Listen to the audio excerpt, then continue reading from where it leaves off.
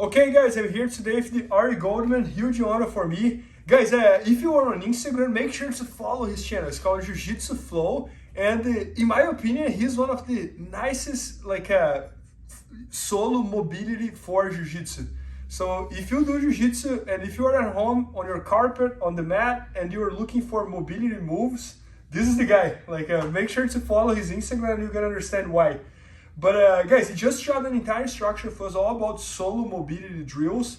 And today he's gonna show us here some of the coolest ones. And I'm also gonna try and let's see what happens here. So go ahead, Ari. Let's do it. Well, first off, it's my honor to be here. So I really appreciate the kind words. And so yeah, basically the solo movements, right? Like it's something that we all have done throughout jiu-jitsu. You do it in warm-ups.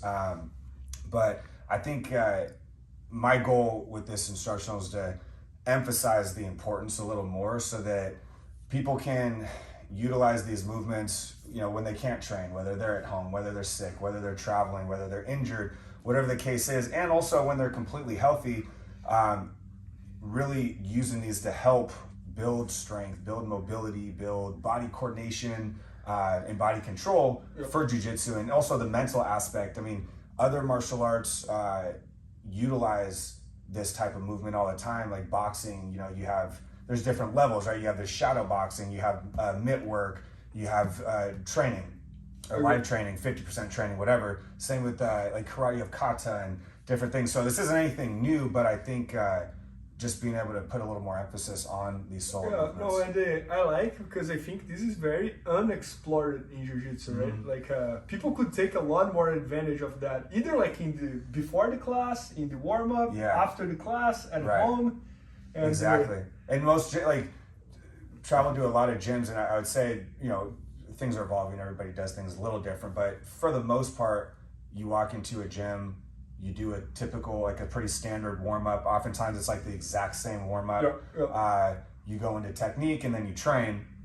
And I think that these, if even just catering the warm-ups that we're doing more to jiu-jitsu related movements, and maybe even the techniques that you're showing that day, and just exploring more will really be helpful. And also, outside of just jiu-jitsu practitioners, I think that the solo movements are really beneficial whether you train jiu-jitsu or not. So, one of my goals as well to help just grow jiu-jitsu and get it more mainstream and get it to the average soccer mom or whatever that doesn't even know what jiu-jitsu is to be able to show people these movements and then hopefully, get them kind of asking about jiu-jitsu and, just help to grow the sport in that way as well. No, I love that, because many times when I stay a long time without doing jiu-jitsu, for example, let's say 10 days without training, when I go train, the thing that I feel the most is not my cardio, is not my strength. I feel like I'm always stick, I feel I can't really move, and then takes a few rows until I feel okay, now I'm back. So I think at least if someone is not training jiu-jitsu for 1 week, 2 weeks, 3 weeks, but they're doing these moves, the body follows much better, right? Yeah, definitely. And injury, I started doing heavily working on these movements during one particular injury. I was out for a couple of months and working but our minds are thinking about jiu-jitsu and I don't do jiu-jitsu full-time. I've always had an office job and so I'm a serious hobbyist, right? Most people.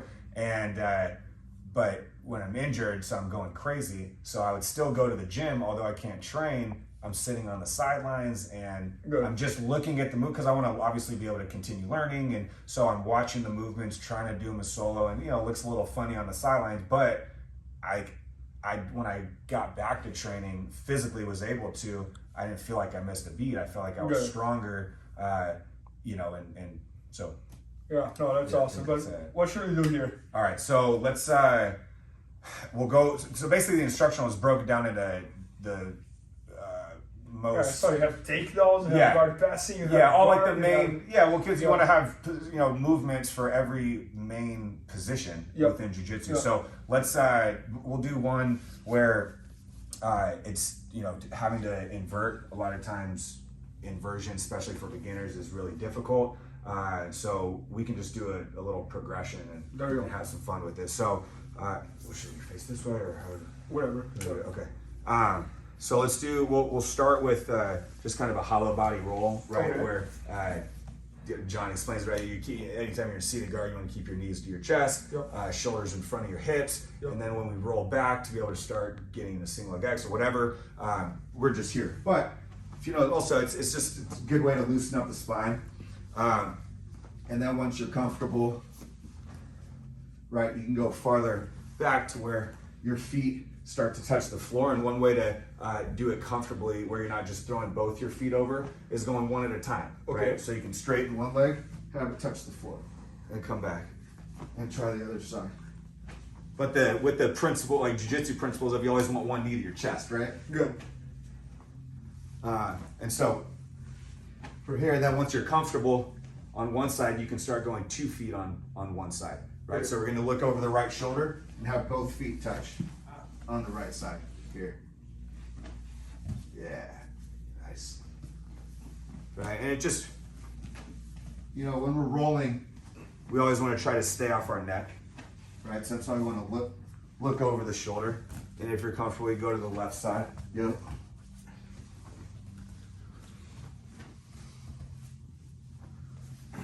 And everything that we do, we want to be able to do it on both sides, right? Body control, body coordination.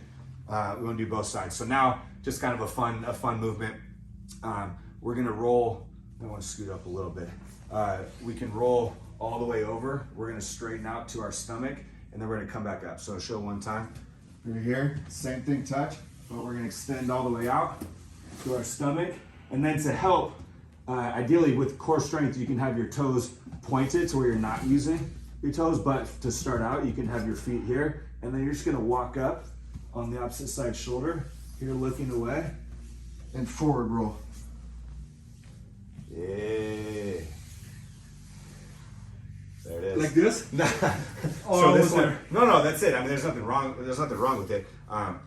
But one thing I like to think of is like when I'm moving with intention. So if I'm trying to face a certain way, or I want to be intent, like I'm going to turn 180 degrees. I want to try to keep that position. So, for example, if you want to do like a half Granby roll, right? We're here. I want to make sure that I'm going exactly 50 degrees. Okay. Right.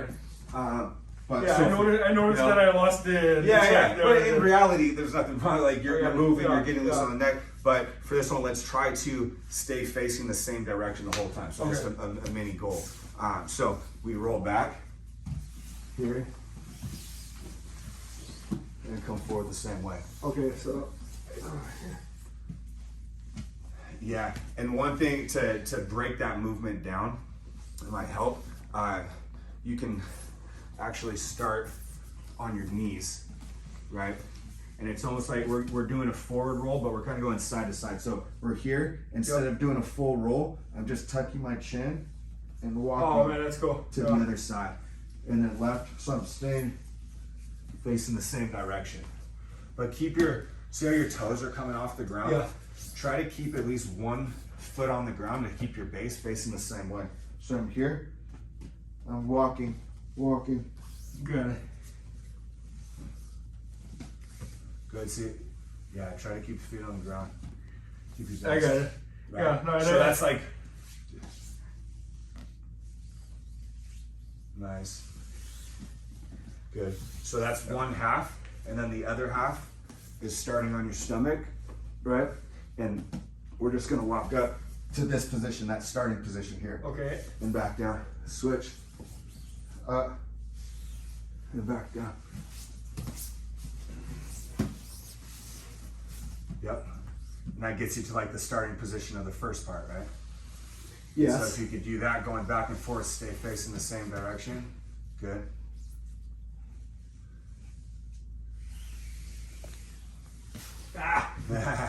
I'm just missing the very end. Yeah. But man, it's not that hard. When I watch your Instagram, I'm like, how does he do that? But now that you're actually teaching me, it's the information is coming a lot easier. Yeah. No, it's. I mean, I'm not making up any new movements, right? All these movements have been around. It's things that I learned. A lot of what I do, I trained in New York at Henzo's and went to John's class for like 2 years. Yep. And so a lot of what I do is based on his philosophies and his movements. Yep. So again, it's nothing that like new movements. I'm just trying to take like from observing people's movements, my movements, in live training and figuring out how to break them down. Because when you show a technique, oftentimes like the footwork or something like in your mind, because you've done it a lot, it's easy. Like, why are you not doing exactly how I said? But then you watch the class do it, and it's just like the coordination's not there. Good. Right? Oh, Ari, and one question: how did you develop these moves? Like, was like by trial and error kind of thing, or you grabbed someone from here and placed and plugged there? How is it? No, it was just literally when I went through an injury where I was out for a couple of months. I couldn't train. I just started. It was the only thing that I could do. Right. I wasn't on the match training live, but I was still on the sidelines and just watching, and then figuring out, it was my knee, so I was trying to figure out like what I can do, and I'm like, I really like to visualize, and so I'm doing these solo movements, but they're strictly based on the techniques that are being taught, and then I just kind of evolved from there. And then when COVID hit, and gyms were shut down for a little bit, same thing, I still wanted to be able to move, so I started doing my own thing, but I didn't always have training partners, so then I would just go into the gym and start working movements based on techniques that I've learned. And so from there it just started to scale, and so that's it. Like I try. No, but it's cool. It was so organically, Yeah, and it's interesting to see what people like. Some people like the mobility. Some people like to see the partnered movement with the solo movement. Some like the more stand-up ground game. Like, so it's but I think all encompassing is really helpful for all levels, beginner especially because it helps with the technique, but high level as well, just to be able to. It's just a complement to high level training. Obviously, nothing beats live training. No, but it's a very good compliment, and not only for the training, but also for your body. Yeah. Because the other thing is, you can take these movements and like you could have different goals with the exact same movement, right? Yeah. You can throw on some music, some calming music, whatever, and make it a jiu-jitsu flow, like a yoga flow, the exact same 5 movements. Or you could turn on some motivational music and take that exact movement or bundle of movements and turn it into a crazy workout. Yeah, and I love the fact that you can do by yourself, because sometimes you want to do jiu-jitsu, but it's Sunday night and there's no way to grab a partner to do jiu-jitsu. So those you can literally go to your carpet and... Right, well, and especially with all these instructionals out now, it's like if you're traveling or whatever, you can't do it with anybody. You can be studying a little bit, have your phone, and then at least be able to try to convert the technique that someone's showing into a solo movement, just to help with muscle memory, so that when you are able to go to the gym, you understand the movements a little better. It's like that mind-body. Well, Ari, just to finish, instead of you teaching me, can you just demonstrate like this series that you showed me, like in action, just so everybody can see how cool and how his move is that? Yeah, so I'll do the full movement and then break it down into a few. So just starting in a seated guard, we do a roll back. I would try to go on both sides. And then if I were to break it down, it was helpful. Step number 1, from the stomach, walking the feet up and back.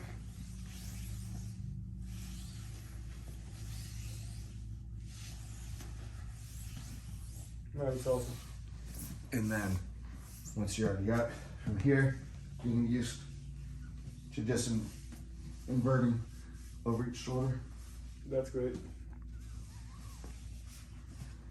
I can see how this is a progressive type of thing, because just like I did like 2 minutes over here, and at the end I was already feeling a little better than in the beginning 2 minutes of practicing. So no, but guys, Ari is shooting an entire instruction all about solo mobility drills for jiu-jitsu, for grapplers.